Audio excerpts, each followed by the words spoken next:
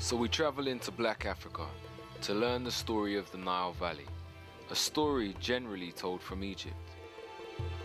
Today we're going to tell the story from a place that thrived before Egypt, alongside Egypt, and after Egypt. The lands to the south of Egypt, generally called Nubia, had 5 important golden ages. The first golden age, which was called Tarseti, some people call that, in translation, the land of the bow. This civilization was older than First Dynasty Egypt by about 200 years. They also domesticated animals here first and before Egypt, so pastoralism was very important.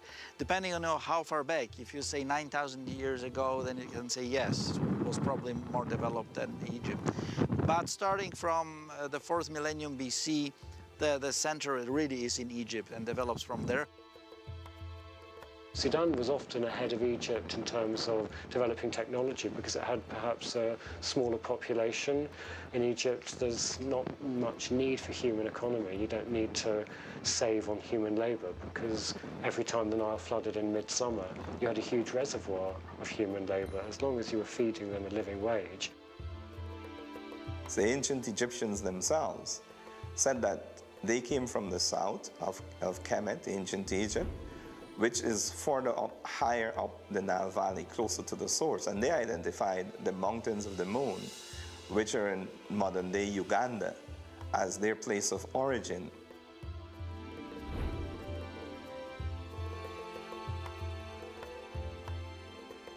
Most historians now accept, even the European Eurocentric ones, that it is the movement of the peoples from the south to the north that gave birth to Kemet. However, what they fail to recognize that is not just the movement of these one set of Africans traveling from the south to the north, but also movements of other Africans coming from the west to the east.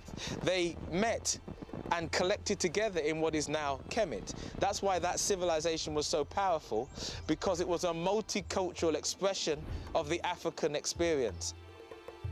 It was several sets of different Africans coming together in one place and creating a civilization.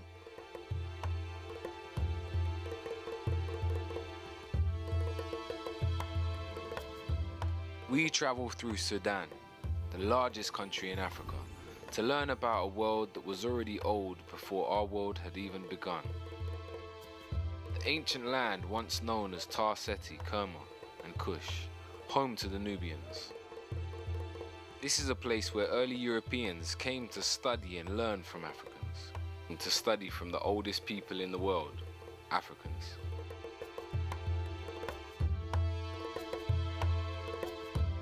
So when you hear recent discussions on who were the black pharaohs, referring in particular to the Nubian pharaohs or the Cushitic pharaohs, those pharaohs they often call black pharaohs in a way to try and distinguish them from the others, but they can't be, because as we said, all the early dynastic and intermediate pharaohs were black.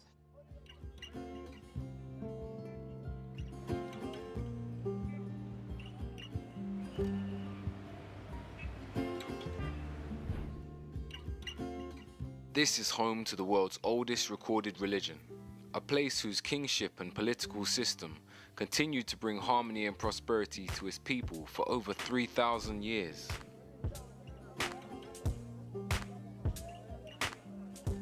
Today, Sudan is the largest country in Africa, rich in oil and other natural resources, but a country culturally split by the Arab African North and the African South.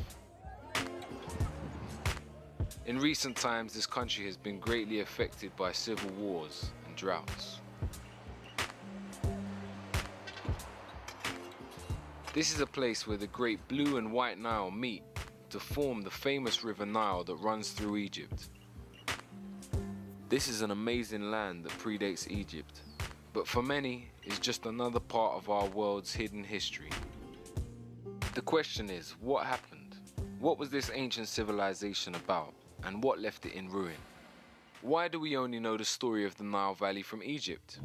And why do we think that Egypt is somewhere separate from Africa? What do we still have and use today that was connected to this time period? We're going to peel back the pages of time and find out.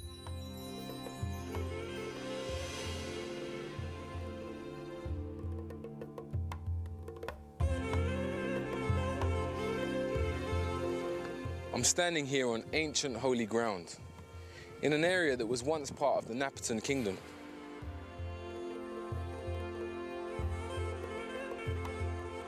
Today this place is known as Jebel Barku, which is an Arabic term that means holy mountain. It goes by this term because in ancient times, for over 1,000 years, this area was the Kemetic and Kushite religious center of the world. Home to the Nubians, ancient Egyptians, and other traveling Africans. Jebel Barkal is a very important site, both in the history of Kush and in the history of Egypt, or Kemet if you prefer.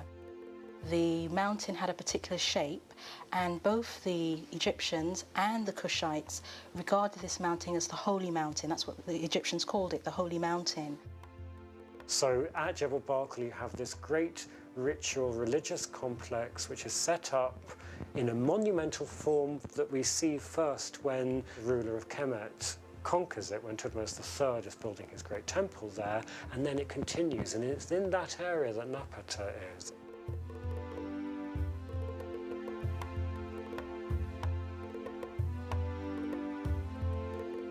The city of Napata becomes a very important capital during this golden age of Kush. The site has a long history. We can trace it back to the 18th dynasty period of ancient Egypt, where the ancient Egyptians saw it as sacred to their deity Amen.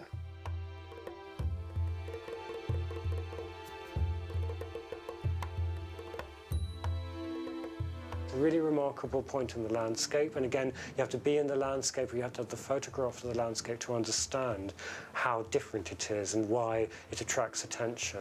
And people have different theories about that, but they don't tell us. They just call it the Juwa'ab, and they saw there a certain kind of form of sacredness.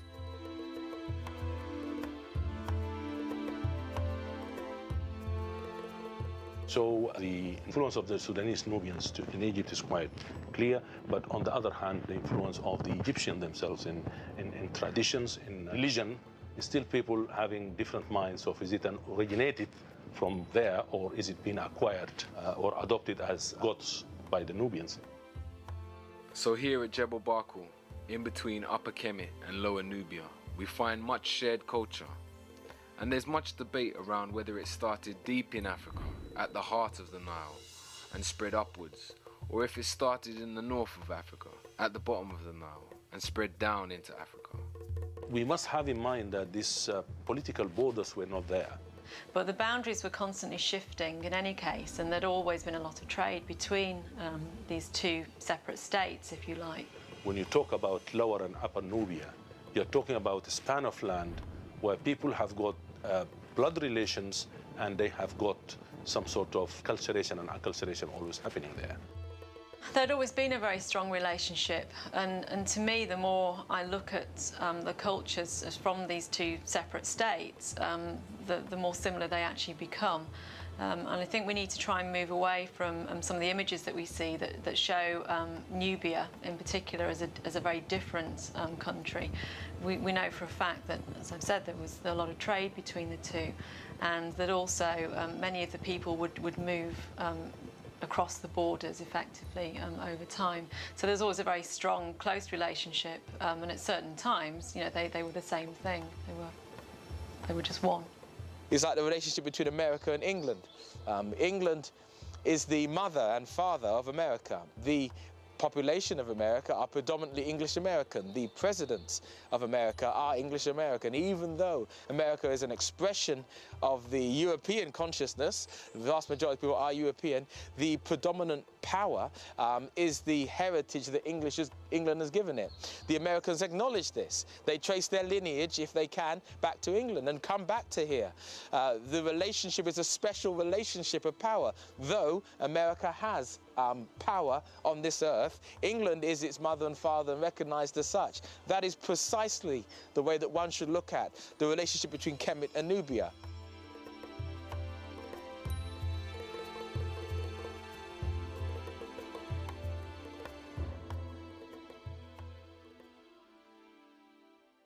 The religion of the Kushites is quite interesting.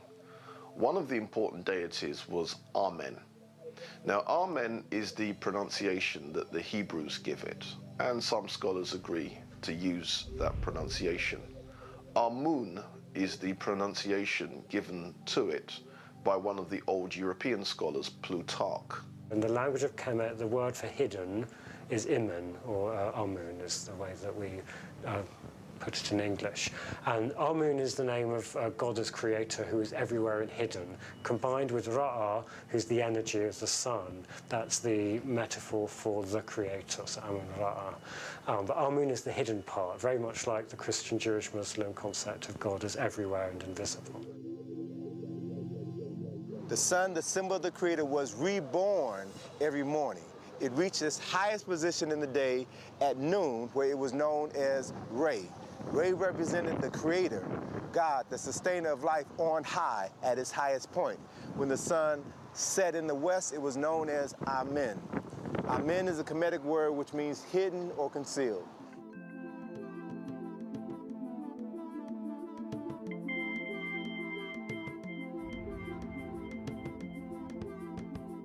Amen was supposed to be unseen and therefore very all-powerful also, because Amen was responsible for creation.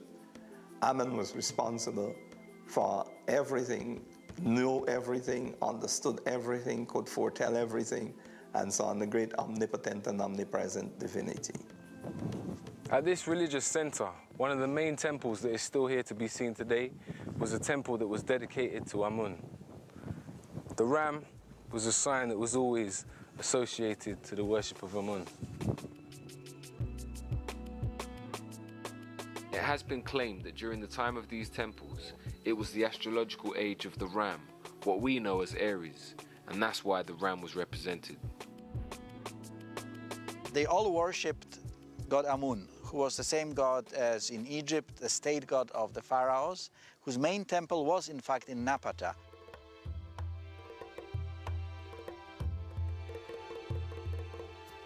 Their deity Amen, they make it quite clear, Amen is a deity coming from Kush. And then during the Kushite Golden Age, they resurrect that same belief system, and then they build monuments sacred to Amen, and then Amen's wife, or Amen's consort, Mut. Mut was the goddess of Amen. What's important here is that same site, the Egyptians had their belief that that's where Amen and Mut came from. So that becomes a very, very important center. Within the African systems, be they in Kemet, be they in Nubia, or be they in Kush, the male god has an equal and opposite female god. We see this representation in all African cultural systems that flow. Every Netcher in Kemet had his female counterpart. So I reference Asar and Aset. They were Netcher who complemented each other. They were co-equals. They are usually together in families, producing children. We have a man and a woman and a child produced as the union. We tend to think of the deities as a family. It's not quite so biological, it's more religious. In the beginning there was only Noon, the original ocean of chaos that contained the beginning of everything to come. Ra, the sun, was born and appeared to rise from the surface of the water. Ra then gave birth to two children, Shu, the god of air, and Tefnut, the goddess of moisture. Shu and Tefnut then had two more children, Nut, the goddess of sky, and Geb, the god of earth. And so with them the physical universe was created. From the union of Geb and Nut, 4 human children were born, and so the story of civilization begun. The Egyptian creation story, in many respects, represents the development of a civilization and the growing of Egypt, I suppose. And it's coming out of something that's very simple and coming out of nature, and then is being developed by man and being developed also into obviously one of the greatest civilizations that there ever was. The spiritual world represented the physical world. So as it was in heaven, so as it was on earth. The Africans came together in Kemet to build a heaven on earth. So what you see is this combination of balance and harmony. The essence of what we find within traditional African society is an understanding of the totality of life that is literally matrilineal and is paired with the masculine energy in order to maintain its force and its operation throughout society. If you suppress the female, you suppress 50% of the power of the creator. It seems to be really important, and in many respects the sort of male and female seem to represent the two different forces coming together. And I suppose it's a bit like the unification of Upper and Lower Egypt in some respects. Because they understood that it wasn't just about gender. It was about the understanding of the energy and how it moves, how masculine energy moves and how feminine energy moves, and how to marry the two, which created balance, life. The idea was to create a land which was like the land that was up in the skies and beneath the earth. And in that sense, they saw that how they were arranged in families was also how the gods must also be arranged in families, and how the spiritual energies of the universe must also be arranged in families because they are arranged in families. Three of the most important Neteru in Kemet were Asar, Aset, and Heru. Or to give them the more usual names, Osiris, Isis, and Horus. These three deities originally came from Kush. These are very, very important triumvirate. Their stories are as much mythology as they are history. Now, according to Diodorus Siculus, who was one of the ancient Greek historians, Osiris was originally a community leader of very early Kush. He doesn't call him a king of Kush, but he makes it quite clear he was a leader. Asar is regarded as the founding father of Kemet. He unified the two lands. He established the first nation-state in the recorded history of humanity. He is said to have introduced writing, the writing which the ancient Kemites referred to as Medu Neter, or the writing of God when it was written, or the words of God when it was spoken. He is also said to have introduced agriculture and theology. Also decided to take civilization to certain parts of the Nile Valley as well as to other parts of the world. Asar married a beautiful Nubian woman by the name of Aset, who was his co-regent, not his inferior, his co-regent. And when Asar decided that he was going to travel to other parts of Africa to share his technology with his brothers and sisters on the continent, he left his wife Aset to run their nation. And he was very successful, very admired, and this provoked the jealousy of his brother, Set. And Set then plotted to overthrow his brother Asar. Set, or Sete in ancient Egyptian, murdered his brother, dismembered his body into 14 pieces, and then scattered those 14 pieces throughout Kemet. When Aset learned of the murder and dismemberment of her husband, she fled for her life, and then she went searching for the missing parts of her husband's body. Aset found 13 of the 14 parts of Asar's body, and as she found each body part, she cleaned it, she anointed it with oils, and she laid all 13 parts out, and she literally remembered her husband, wrapped his entire body in bandages, and created the first mummy in the recorded history of humanity.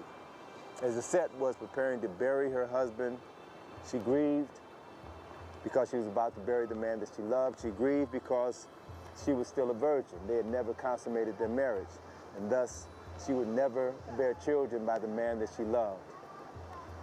And according to the story written on many papyri in Kemet, carved on several temples in Kemet, the spirit of Asar came and impregnated his virgin wife, Aset. And then 9 months later, the virgin Aset gave birth to their son, Heru. Now, in the case of Isis or Set, She is the original Virgin Mother, and she is seen suckling Horus. He is shown as a child suckling his mother, and he's wearing the pharaonic headdress, making it clear that he was born a king. Haru is the son of Osiris, and he's the embodiment of order. He has to take over the kingship, and he has to do that through a struggle. So Heru was born, the son of a virgin. He was born with a specific purpose in life. That was to restore his father's kingdom, to do battle with his uncle Set and reclaim his father's throne. Heru would then take up his father's struggle, in a way, against his uncle Seth. One of those classic battles, not so much between good and evil, it's more a battle between order and anarchy. And Heru eventually triumphs over Set. At that moment, Heru was transformed, miraculously transformed into a falcon. He flew into heaven to meet with his father Asar, told Asar of his victory over Set. His father blessed him, and Heru then returned to Kemet as the legitimate heir to the throne. And when he ascended to the throne, the symbol of the Heru Badet, the winged sun disk, was a symbol that was carved above the entrance of every temple in Kemet to serve as a reminder of Heru fulfilling the reasons for which he was born. And at the moment Heru reclaimed his father's throne and was crowned the king of Kemet, his father Asar was resurrected from the dead and took his place on the throne of judgment. According to Plutarch, what he says about Osiris is that Osiris was associated with the moon, and the moon has its lunar cycle and then disappears at the end of the lunar month, and then 3 days later is then reborn, and this is then the resurrection of Osiris after being dead for 3 days. So Osiris is then the god of death and resurrection. And Seth, or Zetesh, is never thrown away. He's an important part of the whole series of gods. He's not the annihilating factor. Set was not purely evil. Set represented the forces of discordance. Zetesh still has to be there. If you take him away, you're taking away part of reality. But he shouldn't be king. So that balance between Hor and Zetesh is one where Hor, Heru, is meant to be very much on top and ruling. And our ancestors were very inclusive. And they knew for certain that, as I said, there was a little bit of good in the worst of us and a little good of bad in the best of us. And they represented that in this way. So the reigning ruler in Kemet, and this is taken over to an extent in Kush, the reigning king is Horus because he's managed to take over and rule.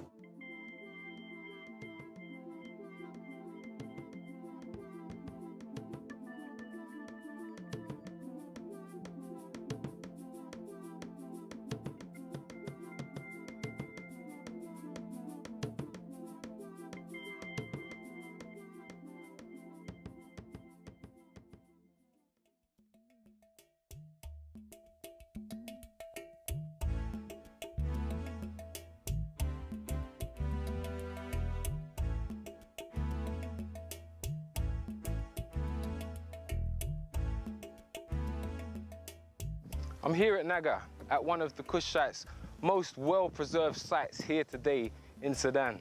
Temples were really important, both in Kemet and in Kush. When you begin to look at the development of temples, the temples that we find in Nubia, the temples that we find in Egypt, the temples were universities. In many respects, they were kind of mini universities. So you have your Egyptian elite living in the temples. They were developing languages, they were developing mythology, they were developing the religion. There were places where the so-called priests, who were actually priest scholars, part of a system of learning. And the fact that the temples not only acted as places of worship, but places of learning also. One was the house of the book, and the other one was the house of life, Per Ankh, meaning house of the life, house of life. The education was holistic, So you couldn't study maths without studying geography or biology. Everything was interconnected. These priests that came out of these systems were to be the guardians or the custodians of this cultural practice. They were not theoretical religious people. They were individuals who were both warriors, both scholars, and both priests at the same time. It might be important to look at the system of education as a system of formal learning and the system of socialization as a way or the way in which one generation was socialized into the fundamental values and rituals and meaning of life of the community and therefore of the society. The belief was that you weren't born man or born woman, you were born male or born female. And through the process of passage, then you became male or you became female. The passage was intended to be arduous, rigorous. They would have had to have gone to the temple and gone through certain rites of passage.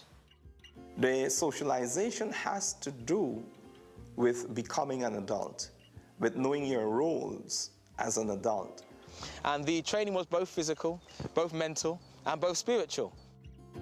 And a lot of this came to rest in the temple, where you had schools in the temple. The temple itself was not to be worshipped. The people themselves understood that they were the most sacred thing, not the temple. All the professions were premised upon somebody having completed what is called scribal training. To become a scribe was really to achieve the platform from which other careers took off. What I also find very interesting and very attractive about the Kushite civilization was that, unlike in Egypt, where it was only the educated classes and the priesthood and so on who could read and write, in Kush they achieved a high level of literacy. That meant that humble people could actually read and write and were encouraged to do so. In actual fact, I don't think there's any modern equivalent to one of these temples. They were both centres of scholarship, but they were also the centres of religion. So the custodian, the intellectual custodian, was also a spiritual custodian. Was also the warrior custodian. In times of war, it was they that pulled up their cloth and went to war. It was also they that kept the spirit of that nation alive. It was also they who kept the intellect of that nation alive in books and study. So there was no separation. Kemetian philosophy is so monotheistic. All of it was part of the one science, which is life. This science was not separate from religion. So the science and the religion were combined together. And it's that understanding that everything is interconnected, which is the spirituality. Everything in the cosmos, in the universe, is related to everything else. We're all interconnected. There is an understanding that there is one central energy source, but with different aspects. The aspects are represented by how we call in the Western world gods. But there is never a thinking that there isn't one monotheistic central source or power. There is the understanding, whether you're in Kemet, whether you're in Nubia or in Kush or in any of these kingdoms in the Nile Valley or any of the African kingdoms that follow subsequently, that there is one central source or energy from which everything comes from.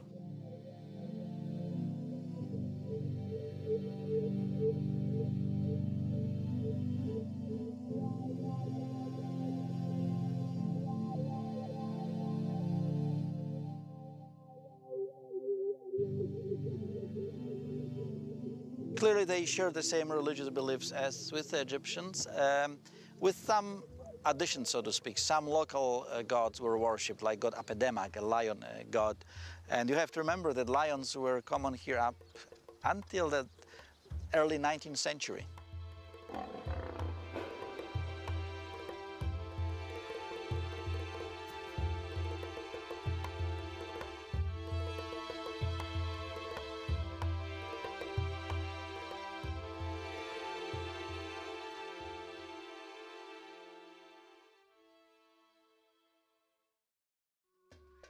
These historical sites found here in Africa are all that's left of the Nubian and Kushite cultures of people who lived all along the Nile Valley.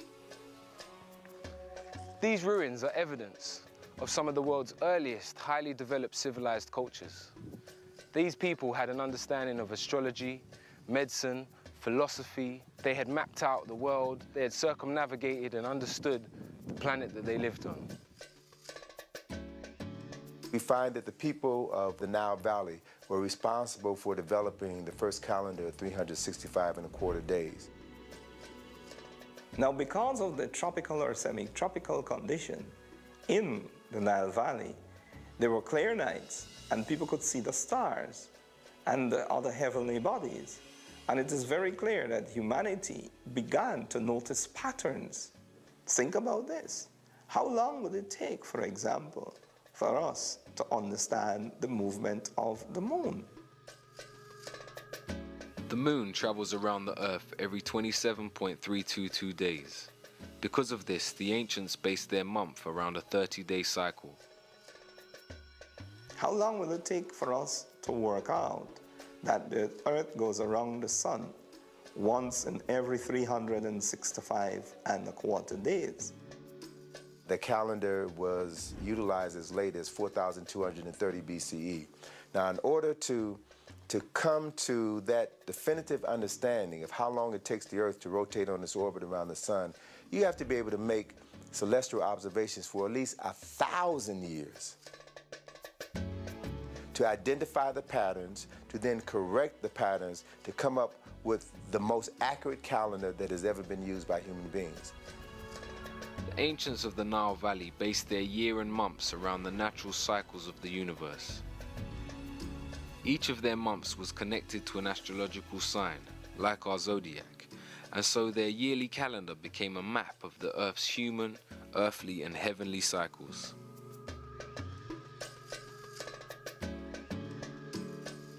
And this is where the sense of time, the whole question of the calendar, the year, different months came out of.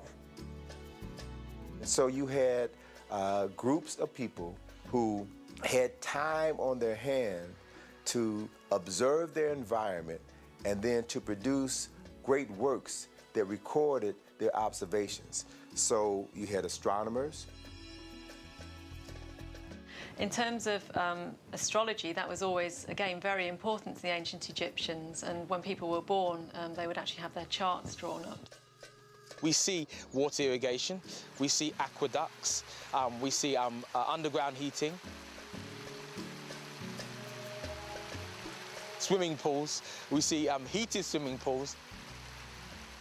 We had people who studied rocks and minerals, geology.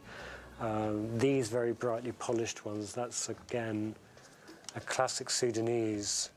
I think that particular colour combination, those happen to be the colours of the modern Egyptian flag, but actually it's a very, to me, very Sudanese combination, that clear white with dark and red.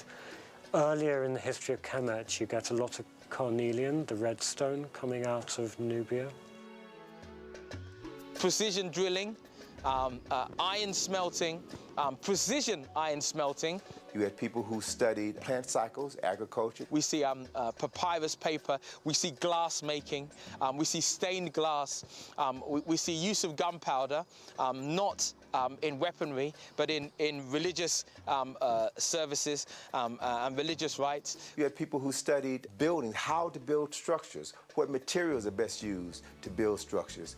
This was a great golden age of pyramids, of temples, of writing, scholarship. We see elements and a good deal of evidence, perhaps of electricity. You had artisans who were responsible for creating great works of arts, sculptures, paintings. Gold smelting, silver smelting, the creation of refined industries. These are classic faience beads. This is the colour that most of the material in this tray should look. Faience is simply desert sand, it's quartz sand, but it's ground down and fused at a fairly high temperature, and you add the colour from adding ingredients, so that amazing blue will come from copper filings that have been added in. So there's a very close link between the artists who are producing all of this material and the metal workers, because they're using the filings from the metal workers' floor. So the underpinning of order in Egyptian religious art and in the language is a pedestal. It's a block that looks a bit like kind of a carpenter's plane, something to make things smooth. And the word in the language of Kemet is ma'at. Ma'a is smooth, and it's trying to make things on a smooth path. That seems to be the metaphor they use, and ma'at almost means what is good. One of the most significant aspects of spirituality in Kemet had to do with the concept of ma'at. Ma'at represented the ubiquitous powers that flow throughout the universe, that maintain the balance, the harmony, and the order throughout the universe and on planet Earth. Ma'at was represented by a female figure with wings and an ostrich feather. One later came to recognize this figure of a human being with wings as a prototype for angels within Judaism, Christianity, and Islam. Ma'at was fundamental to the Nile Valley because it was its moral code. The ancient Kemetians believed, as did the Africans from the south, that when one passed from this existence to another, there was a point of spiritual judging. This spiritual judging was to weigh your heart with a feather. The heart had to measure itself and be balanced against a feather. And you quite literally get the heart being weighed on scales to see if a person is worthy of going through to the next life. We can actually still see Nubians wearing the feather of Ma'at, showing their connection to this moral order. The people and the pharaohs tried to establish and maintain Ma'at. And they didn't have a word for evil, because that's, I think, what people think, good and evil, light and dark, do you know what I mean? But the opposite of Ma'at was Isfet, which was unbalanced. Ma'at, the feather, would then be weighed against a person's heart. And if your heart is heavy and it tips against the feather, it shows that you have done things to have a heavy heart, meaning you're a guilty person.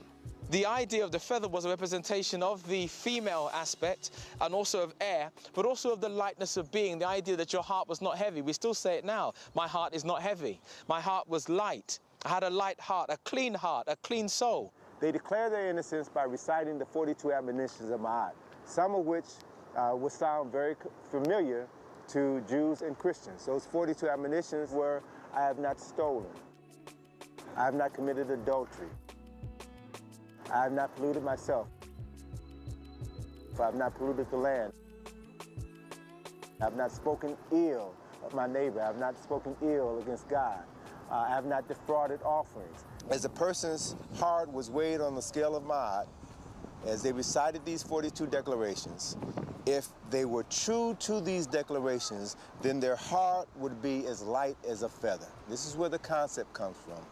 And so it means that they would be pronounced Ma'at Keru, true of voice. The clean soul was the fundamental aspect. We see it represented in all the Kemetian philosophies, which they had taken from their mother from the south. So the idea then of Ma'at is she represents keeping the law, keeping truth, keeping justice, keeping righteousness, keeping reciprocity. And what this basically meant is that we had to say that we didn't do these 42 cardinal sins. And once we lived a life that didn't contribute to those, we lived a good life, a righteous life. This event was recorded in the Book of Judgment by Jehuti, and then in the next scene of this very important document, of which thousands and thousands were produced, because every person who died wanted to have this document to help them be able to recall these 42 admonitions. One of the very last panels shows Heru, the son of Asar, leading the vindicated soul of this person to his father. And it brings to mind the passage in the Bible, I think it's John.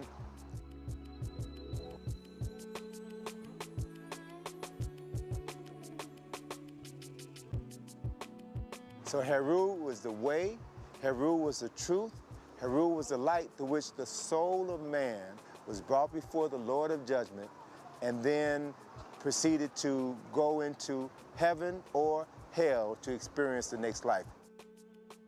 Ma'at is also called Sit Ra'a, the daughter of Ra'a, the sun god, the creator. And although you find parallels for that in European Christianity, the church is called the daughter of God, so you can see that kind of idea that the great force that protects good is related to the creator. So Ma'at represented the means by which a person can achieve their highest spiritual level of understanding. This wasn't about religion, this was a way of life, of being, of relating to each other, because relationships was our highest value, how we related to ourselves. So before you can relate to somebody else, you have to relate to yourself. It's often used as a kind of unique force that you don't find in any other society in the world. I'm not sure I believe that, because I think every society defines itself by what it thinks is right. So in Kemet, the word of the language of Kemet for what is right is Ma'at. All of these ideas and concepts can be traced back to the Nile Valley, to Kemet, to Nubia, at least 1,000 years before the advent of Judaism. Talking about the importance of spirituality and of spirituality itself, not only to Kemet, Kush, and other places in the Nile Valley, but to all African society that remain African, even unto today. And I think it's important for us to understand that to be African is to be a spiritual being, because our ancestors recognize being spiritual as the fundamental of human existence. From the start, whether we look at the Nile Valley during the Tarseti, Kemetan, or Kushite period, we see a unifying system of understanding that gave the people their moral core.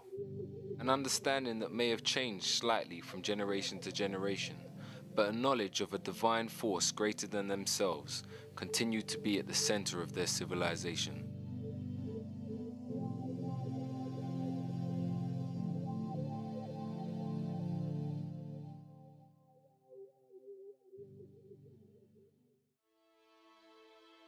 Debates still rage about the length and continuation of the Nile Valley cultures and how interconnected they were. What we do know is that over time rulership changed between the different black rulers along the banks of the Nile. It appears that Kemet was roughly 3,000 years old before it had any interference from cultures outside of Africa. Asiatic people known as the Hyksos melted into the Northern Nile society at first, and then by chance took full control of Lower Kemet and ruled for roughly 100 years. During this time, Kemet was inflicted with corruption and a depraved form of leadership. There's still debate around whether they were fully kicked out or not. Society in the Lower Nile Valley continued to come under attack from groups outside of Africa. When the Assyrians took over Kemet, they attempted to separate Egypt, or Kemet, from Nubia. Now, this was a hard thing to do since both sets of people were entwined. Their families, their culture, their religion was part of the same culture and religion. In about 1,000 years BC, the Nubians moved in and took full control of Lower Kemet, bringing the whole region under Kushite protection. When Kemet got into difficulties, it was the Nubians from the south who came from the south to the north to rescue Kemet. The Kushites, they decided to go into Egypt and to take control of the situation, to sort things out, to restore traditions, to restore religion, to restore law and order, and to basically remind the people in Egypt who they really were. They were trying to retake Kemet because Kemet was theirs. It was their bloodline. They were not foreign invaders. They were individuals who were part of the original bloodline, attempting to retake the bloodline and the land which was once their own. So that line of 7 or 8 Nubian kings was an attempt to give an African renaissance, to return Kemet back to African hands after the Assyrians were attempting to cut off Kemet from the Sudan or cut off Kemet from Nubia. During the periods of Kushite rule in Egypt, the way they administered that country was quite interesting. What would happen is the male pharaohs would then rule from the city of Napata. Female rulers would then rule from Waset, which is in Egypt. In Africa, women didn't rule and men didn't rule. Men and women ruled equally. It was a co-rulership with different functions, where the woman was fully vested and the man was fully vested. And what I find interesting and very attractive about this civilization is the fact that women could actually rule in their own right. So they didn't have to be, rulers because they were waiting for a boy king to grow up, or they weren't ruling behind the scenes while, the guy was the king and he was the official ruler. They actually ruled in and of themselves. Now, who were these female rulers? Some people say that they were the wives of the Kushite pharaohs. Some people say that they were the sisters of the Kushite pharaohs. Whichever be the case, they formed a parallel dynasty, and that dynasty would be aunt being succeeded by her niece, and that kind of line.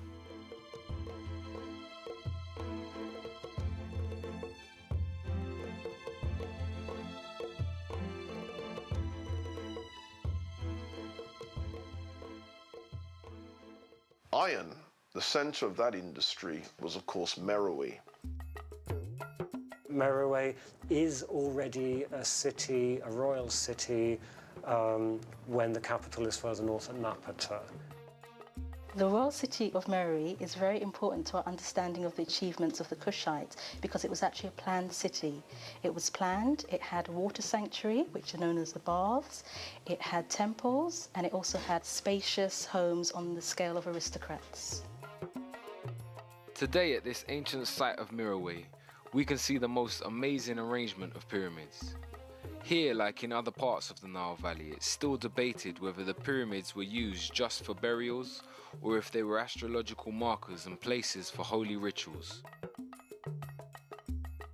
The city of Meroe dates back to about the 10th century BC, although this is controversial.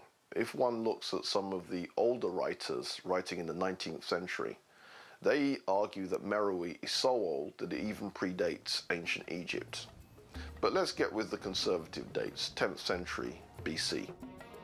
Scholars who have been to Meroe have all pointed out the same thing, the huge amounts of iron slag. Meroe was a massive industrial center of antiquity and clearly a major center of iron production. As a production center, it's long before the Industrial Revolution, but in a certain way it's an industrial city. In fact, the early explorers call it Birmingham of Africa. Now, why the Birmingham of Africa? Well, Birmingham, back in the day, was the center of England's iron working industry. As an industrial centre, it was very, very important. The main thing that people think about when they talk about Meroe is iron. There was iron production there. Some people have even said they had steel production. In this area, it was rich in iron ore, so it allowed Meroe to develop not just as a major political and with Amun Temple religious center, but also as a major industrial center, which perhaps traded with countries elsewhere. There are reports that the Kingdom of Kush had trade routes going as far as India, and that many Nubians settled there, creating an area called Indus Kush. That makes you look at how people inside Meroe related to one another and to the outside world in a new way.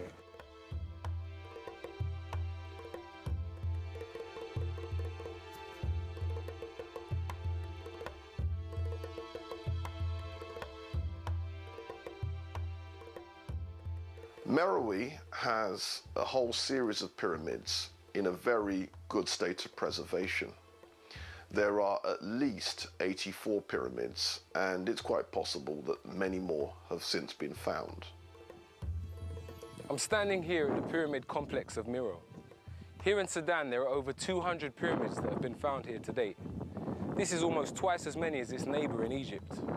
These pyramids were built by the Nubians, and this is just one of the complexes that can be seen here today.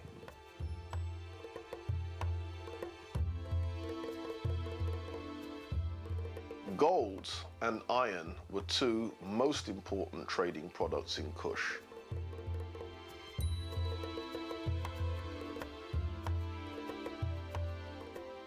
Gold has a long history because the reason why Nubia got the name Nubia in the first place is derived from the ancient Egyptian word nub, which means gold.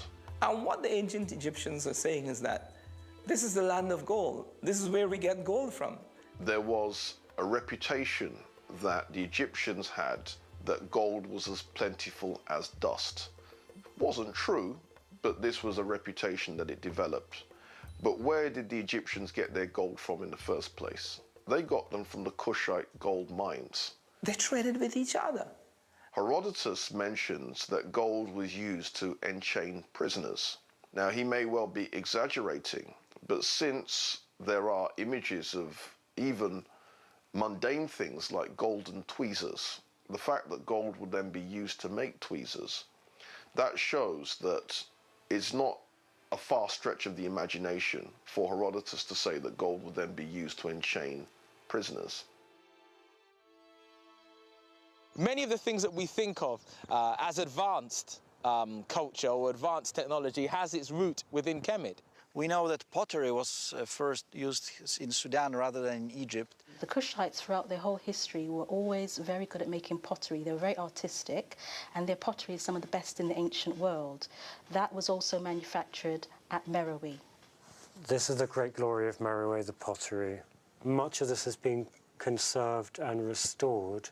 What's extraordinary is how thin they're able to make this pottery and how they choose every tradition open to them. What's amazing here is this pottery is over 2,500 years old, and much of it is still usable today. This is much more an Egyptian form. That's a little baby feeding cup. That's just the mud of the Nile.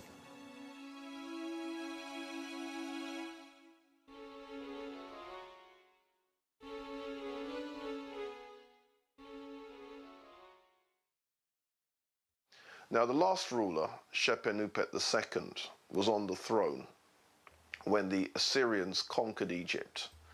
They made their conquest in 663 BC. When the last of the Nubian kings, Tawentameni, fought his last conflict with Ashurbanipal, who was the Assyrian king in 664 BCE, we see Kemet being split from the African world, or an attempt to split Kemet from the African world.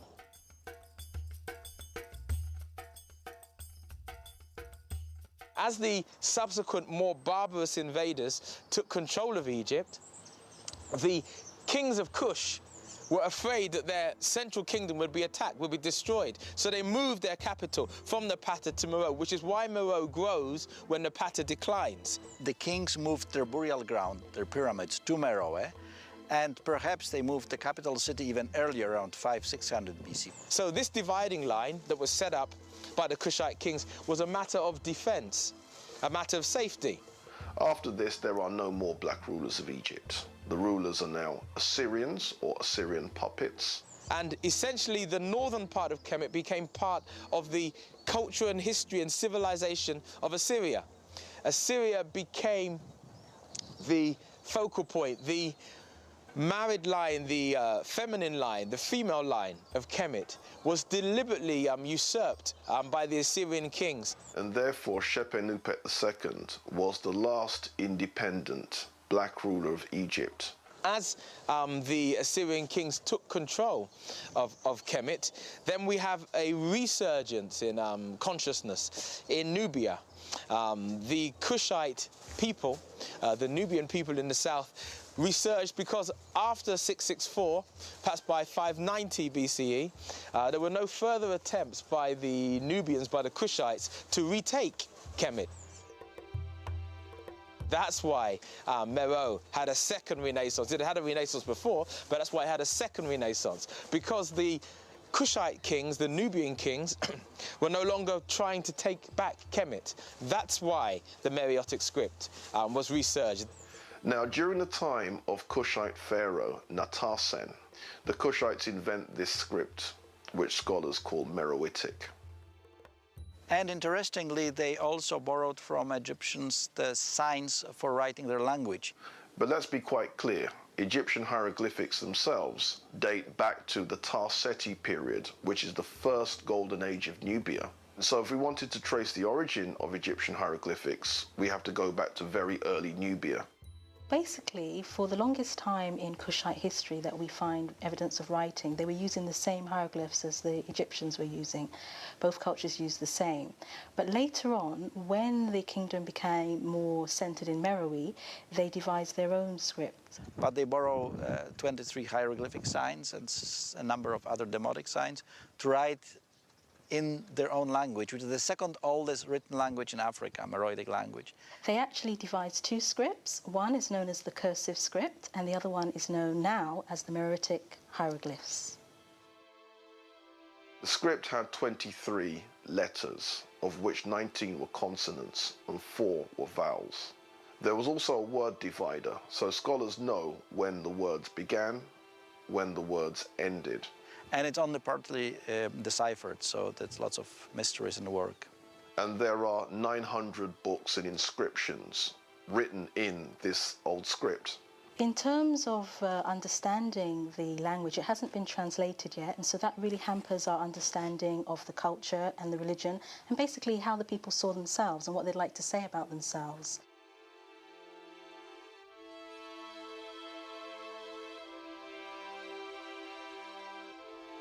There are a couple of people who are trying to decipher the language, and one of the ways that they wanted to do it was to speak to people who today speak what may have been a related language. Time is running out because a lot of the languages of Africa are not spoken by more than literally sometimes a dozen people.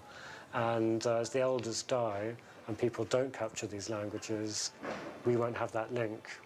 People in the landscape won't know what the sound was.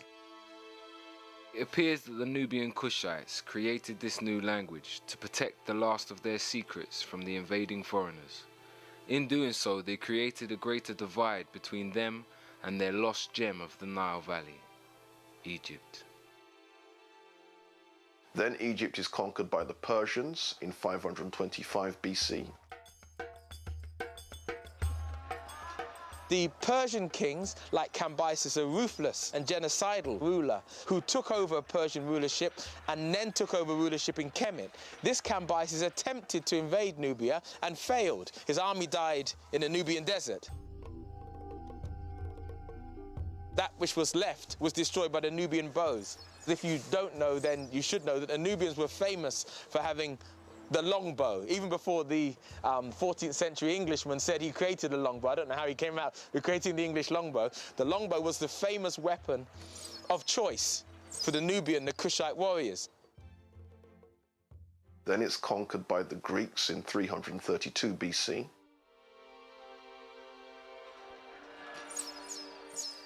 Then, of course, after the Battle of Gargamella, in 323 or 325 BCE, Alexander the Great, a Greek, a Macedonian, defeated Darius III. In defeating Darius III, Alexander the Great then became a pharaoh of Egypt. He took charge of Egypt, which is what we get the name from the ancient Greeks. That's what they called the country. So the Egyptian world becomes part then of the Greek world. And following his death, when his kingdom, which was so big it had to be divided up amongst his generals, a general called Ptolemy took charge of Egypt, and initially as a satrap, as an official who was ruling there, and then later as a king. The Macedonian rulerships, Ptolemy, etc., he was a Macedonian Greek general, married into the Egyptian bloodline. Married into the female Egyptian bloodline, producing Egyptians who are Greek and Egyptian at the same time and facing towards Greece. And he founded really the last resident dynasty of pharaohs. So then Egypt then became even more divorced. And then, of course, there is the classic story.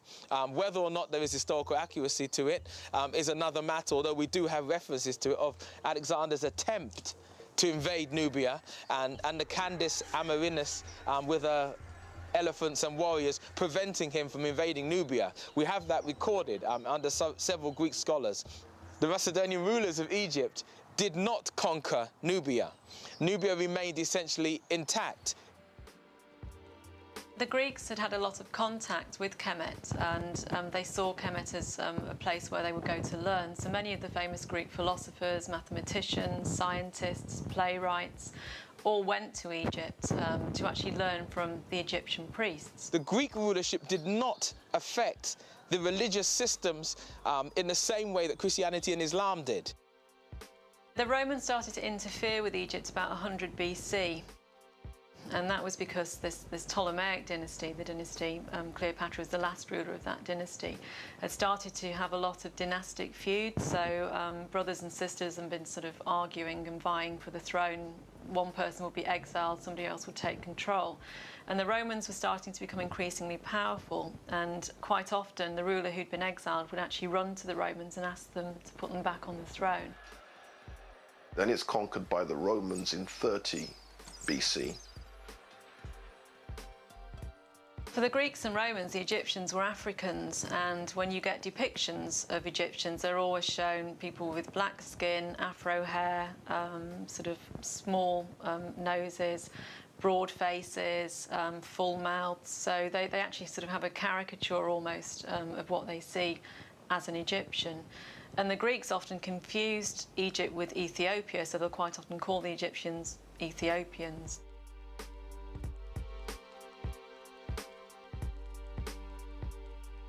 So obviously somebody with a dark face. And when they showed Ethiopians, they showed them in exactly the same way that they showed Egyptians as Africans. So there was no question at all that Egypt was an African country. It certainly wasn't seen to be European by either the Greeks or the Romans. Now, the Romans and the Greeks and the Assyrians and the Persians came to Egypt because Egypt was the breadbasket of the world. The control of Egypt and the granaries of Egypt was fundamental to the control of any civilization that attempted to control the world. Not only that, but Egypt, through its trade relations with the South, had control and access to the minerals of the South: the iron, the copper, the gold, the silver. The Roman system of coinage was based on gold and silver.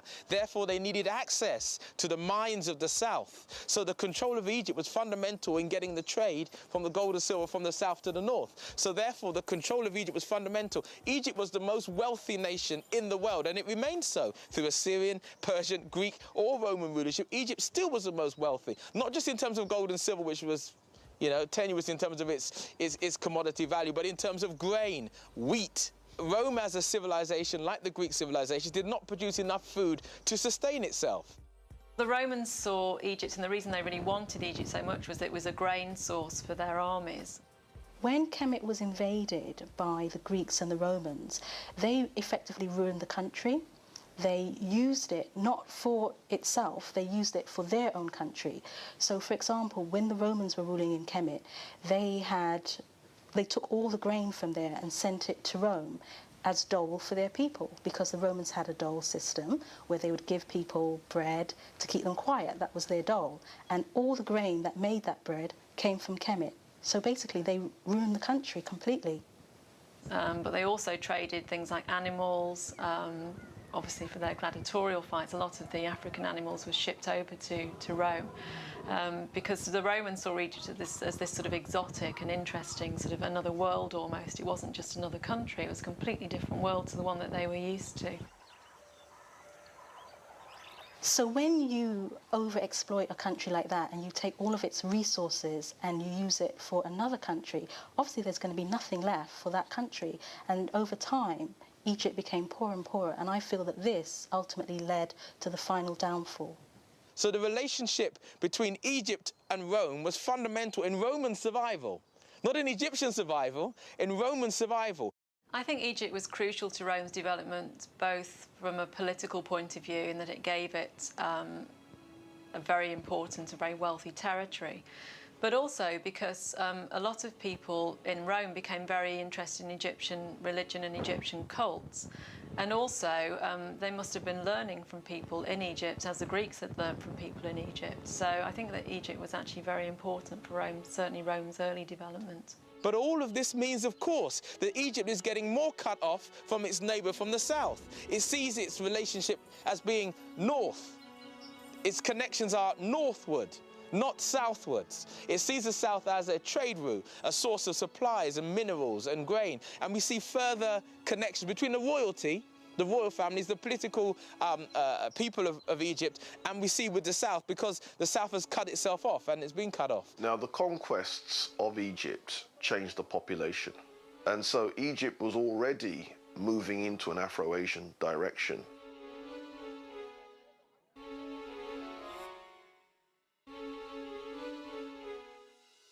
The calendar was actually adopted by the Romans. They decided to adopt the Egyptian calendar, so we've actually taken that from obviously the Romans, then spreading throughout Europe. So actually Rome's quite a key and important player in us today learning about ancient Egypt, because it adopted so many different parts of its knowledge and culture and was very, very keen to promote it. So as Rome tightens its hold on Egypt, and the failed attempt by Cleopatra and Julius Caesar to produce a line of individuals, that line being destroyed by Octavian or Augustus Caesar. And at that point, finally, Egypt loses its last resident ruler, Cleopatra. The line of pharaohs abolished. It's at that point that we have the end of dynastic Egypt under Roman rulership. And it's after that point, when Rome takes control, that we start to, in many respects, I suppose, see the downfall of Egypt and the demise of Egyptian culture.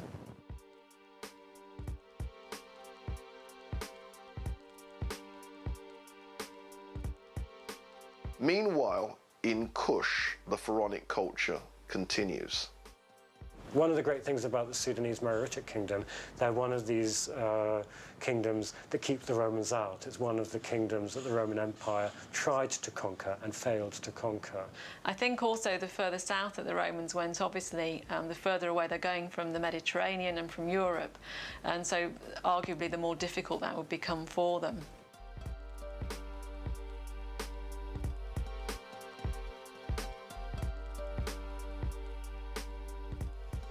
I'm standing in the center of the once great city of Miro. Behind me is a temple dedicated to Amun. Excavations done here in the 90s reveal temples with walls and statues covered with gold leaf, a remnant of Merowe's immense gold trade. At the heart of this ancient city, we find the remains of its spiritual center. Here, Amen was revered in temples of the highest splendor. When they moved here, they built another temple to this god, the largest, as I said, apart from Napata, in the Sudan, which unfortunately now is in a ruined state, as most of the site is. The royal city was walled with gates and towers.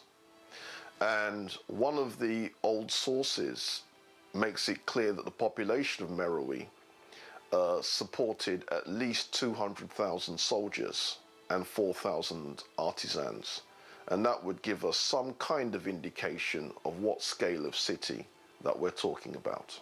Herodotus, the ancient Greek historian, made reference to a violet-scented fountain where people would wash and they would bathe in these aromatic salts. And the Liverpool expedition at the beginning of the 20th century excavated in Meroe and found that Herodotus was probably talking about this bath that shares affinities with the Roman bath.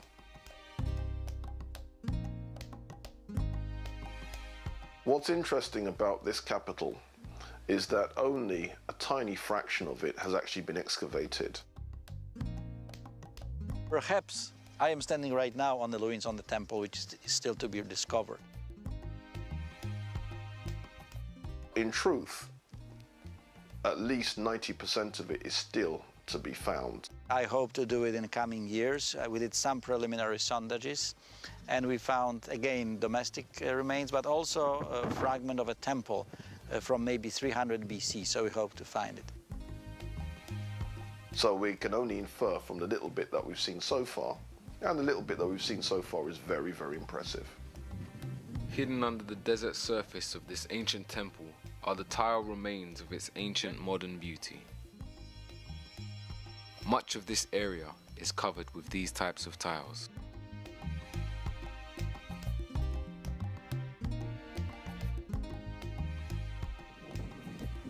The modern-day neglect of these temples is only equaled by the invading nations that came in and replaced religions and took over the land of these areas. The Nubian and Kushite culture began to slowly decline as the invading nations took control of the surrounding areas. As Rome became Christian, it began to spread its New World religion throughout its empire, taking religious control of the Nile Valley. For the essential part, Kush remained essentially unchristianized. However, on the eastern side of Sudan, in a place called Aksum, they created a Coptic religious system. This Coptic religious system, though essentially African, had a different philosophical base to it than that which had been there present, and a different thinking process to that which had been there present.